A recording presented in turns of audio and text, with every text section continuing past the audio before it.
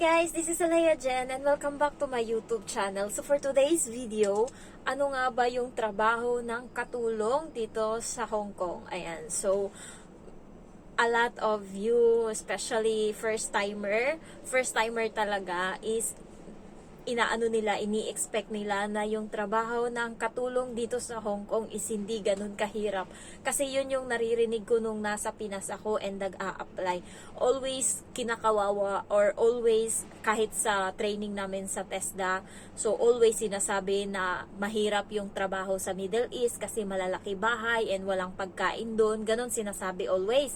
And kaya yung may magaganda kasi dalawa, taga Mindanao kasi yung mga kasabay ko na nag-training sa TESDA and papunta sila ng Middle East and may dalawang maganda in bata pa. And then sabi ng nagte-training, pupunta ka Middle East, ang ganda-ganda mo, baka maghahasa ka doon. Sabing ganun, ako, hindi mo alam yung trabaho ng katulong. Ayun yung sabi niya. So, tapos sinasabi sa akin, kasi ako lang mag-isa yung nag-training doon na papuntang Hong Kong, eto siya, maganda yung magiging buhay niya. Yun yung sabi sa akin. Kasi maliit lang yung bahay sa Hong Kong and maliit lang yung lilinisin mo. Sabing ganun. And yung anak is dalawa lang, ganyan. So, totoo naman talaga, guys. Dito sa Hong Kong, maliit lang yung bahay, condo type lang. And yun nga, dalawa, isa lang yung bata, tatlo. Maswerte ka na kapag sa loob ng bahay merong 5 or 6. Ayun na yung pinakamalala ata. 7, 10, reklamo na yung iba.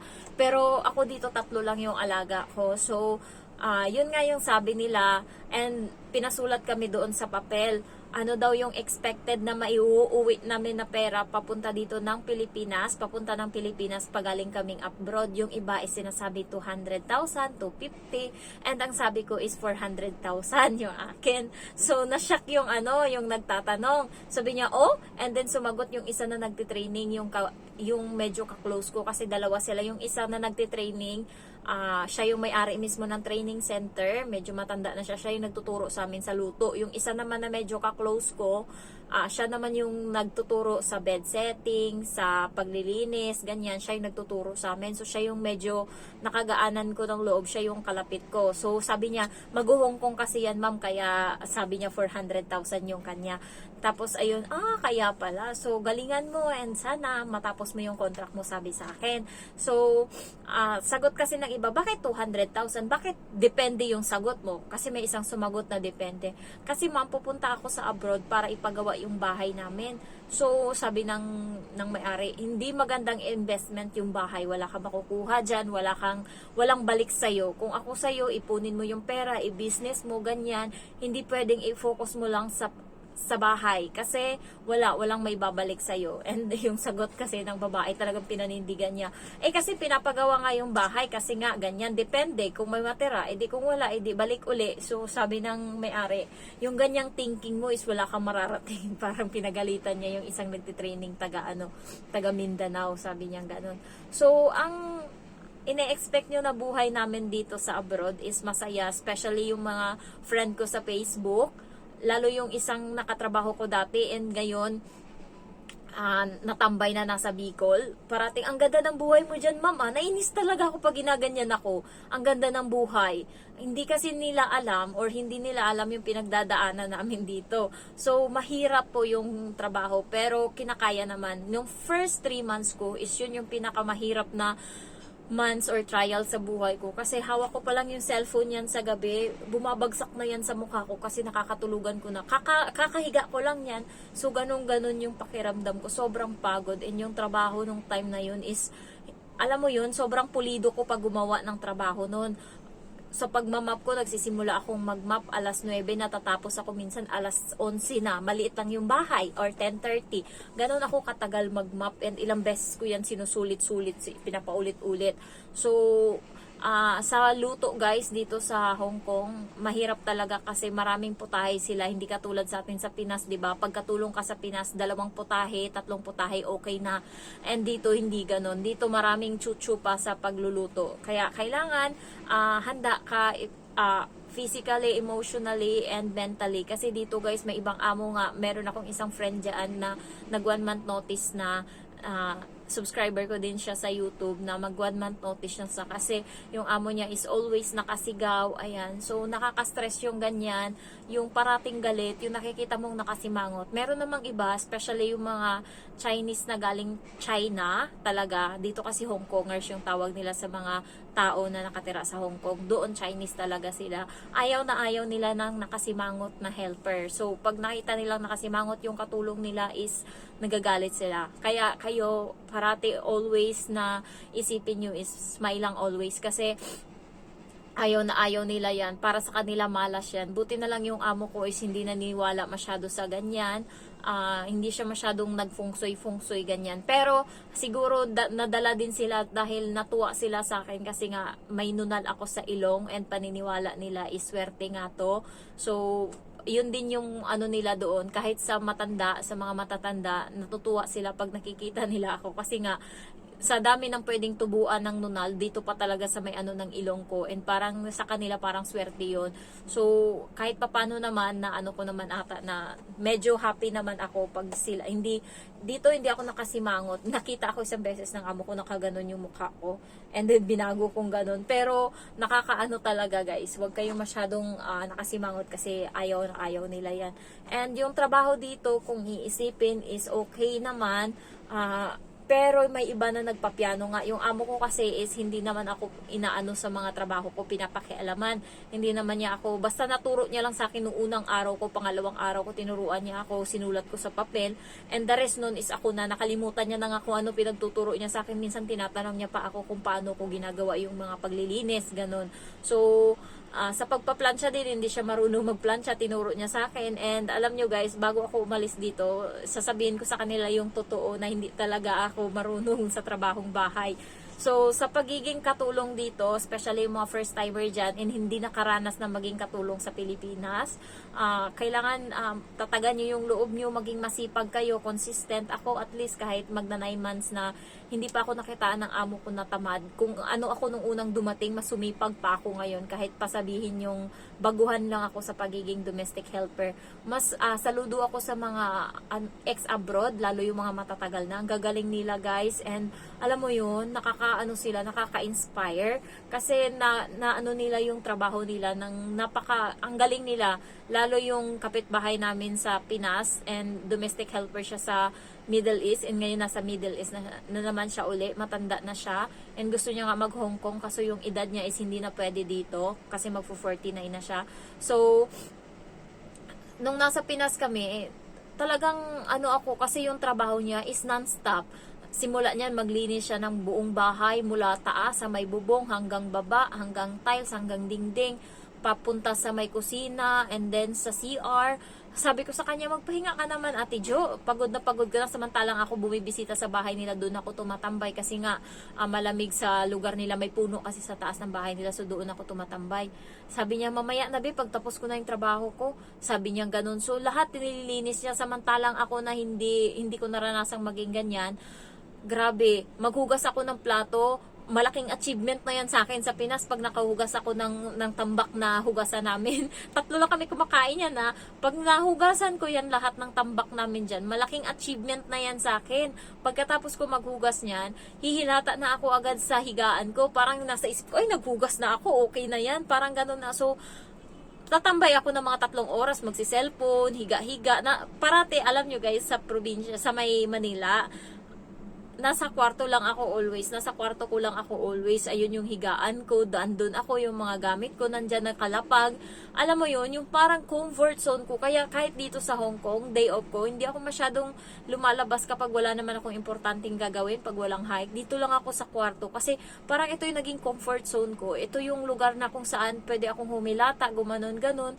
Parang Pinas lang, parang ganon. So, hihilata ako dyan, magtitingin ako ng mga memory ko, mga, alam mo yun, mga picture ko dyan, magkalikot ako, and matatagalan. So, matatapos yung day off ko sa Pinas na naghugas lang ako ng plato, and mga alas 9 na ng gabi, tsaka pa lang ako nyan magwalis. So, ganun lang yung gawain ko, and hindi na ako nagluluto minsan ng pagkain, kasi yung pagkain namin sa tanghali, dinadamihan namin yan ng luto. Halimbawa, magluto ako ng kare-kare sa tanghali, or tinola, maramihan na yan na hanggang gabi na yan namin. So, magdadagdag na lang kami ng ulam, minsan bumibili kami ng, alam mo yun, inasal na baboy, ganyan, mga inasal-inasal sa labas, or kaya mag-ihaw ng isda, paihaw sa labas. So, ganun lang yung dinadagdag namin, kaya hindi na ako masyadong nagpapagod, and more on TikTok lang ako, sayaw-sayaw lang ako doon sa bahay. So, ganun lang yung ginagawa ko, and vlog, ayan. Pero dati guys, yung vlog ko is once a month lang ako nag-upload, ganun ako katamad dati, or kaya twice a month lang, so ganun. And yung trabaho dito sa Hong Kong is mahirap naman talaga, pero nasa iyo naman kung paano mo a-adjust. Sa unang buwan talaga, 2 buwan, yung katawan mo is maninibago. Lalo ako, parang naiiyak ako kasi dito more on tayuan, minsan lang makakaupo. Nahihiya ka kasi kapag nakita ka ng amo mo makaupo ka dito. So more on tayuan ka, and nagsisimula yung trabaho mo minsan alas 6 and matatapos yan alas 10, alas 11 na ng gabi. So ganung oras yung pagod guys.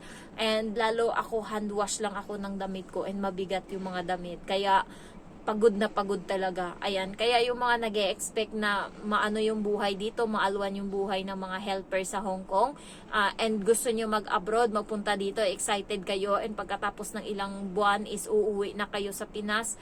Ayan yung expectation. Lalo ngayon guys, yung agency namin di na tumatanggap ng first timer. Ang tinatanggap nila is ex-abroad, finish contract, and terminated with good reason. Yun lang yung tinatanggap nila ngayon. Hindi na sila tumatanggap ng first-timer kasi sa dami-dami ng mga first-timer na umuwi, dami-dami ng mga, alam mo yun, kayo guys, kung nakapunta na kayo dito and kaya namang tiisin, lalo yung mga sibangot-sibangot ng amo, ganyan, tiisin nyo na lang. Kung sa pagkain naman, diskartean nyo na lang paano, makukuha nyo din yung tamang timpla niyan kung paano kayo makadiskarte para makakain kayo. Kasi ako nung unang buwan, 2 buwan, nahirapan talaga akong makahanap ng paraan kung paano ako makakakain ng matino.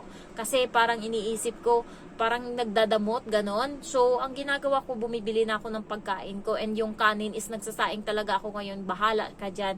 Kanina nakita niya ako na may tinapay ako doon na nakalapag sa may day off ko ngayon. Pero kagabi ko nilagyan yung sliced bread ko, nilagyan ko ng hotdog. In-slice ko yung hotdog and then nilagyan ko ng itlog. So, kinain ko yun kaninang umagahan doon na habang naglalakad ako papunta ng mall. So, nakita yun ng amo ko, nakita niya nga, yung bata kasi nakita ng bata na nagbibigay sila sa akin ng ampaw. So, yung bata is ginaya, nakita niya na may ampaw siya doon sa may laruan niya, and may laman na 20 Hong Kong dollar, and then binigay niya yun sa akin. Sabi niya, bigay ko sa'yo. Sabi niya, ganun yung ampaw na yun. Pero yung ampaw na yun is, ayaw kong tanggapin. Bigay niya pero hindi ko tinatanggap kasi hindi yun bata yung nagbigay.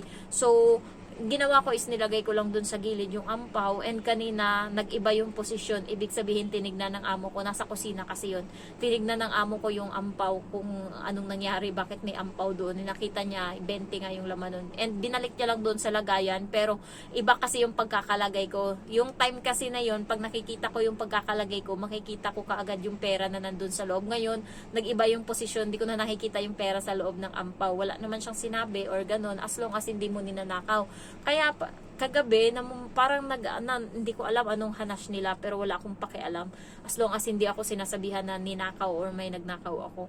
Naghahanap sila ngayon ng ampaw na parang may kulang, ganun yung nangyayari. Nag-iisip sila, siguro mga 1 oras silang nag-iisip kung nasan yung ibang ampaw, ganun. Kasi nakita ko yung cellphone ng amo ko, may mga pangalan doon ng pinagbibigyan nila, and kada tao na binibigyan nila is 200. So nakarami sila ng bigay. Malaki-laking pera din yung naubos nila ngayong Chinese New Year sa kakabigay ng ampaw. Kasi yung amo kong lalaki is parang head sa trabaho nila, kaya yung mga nasa ilalim ng department niya is binibigyan-bigyan niya ng ampaw. So nakarami sila. Ngayon kagabi nag-iisip sila, parang may kulang ata, hindi nila alam, hinahanap nila ngayon. So wala naman silang sinabi kung ano sa akin, pero hinahanap nila hanggang kaninang umaga. Ayan, so merong nag-post na sinabihan nga siya na ninakaw niya yung pera na 200 Hong Kong dollar, and sa sobra ilang taon na siyang nagtatrabaho, 6 years na siyang nagtatrabaho, and ngayon lang siya sinabihan yan, and ang malala, walang CCTV sa bahay, so siyang pinagbibintangan. So mahirap yung ganyan guys. Ako kahit pisong duling, wala akong ninakaw sa amo ko. Kahit 25 centimos dyan, wala akong ninakaw sa amo ko. Kaya pagka talaga sinabihan ako nagnakaw, away talaga kami. Kasi minsan di bali nang wala akong pera, as long as hindi ako masasabihang nagnakaw, di bali na. Kaya kayo mag-ingat kayo, and wag kayong papakampante. Mas okay na umalis tayo ng walang record na magnanakaw.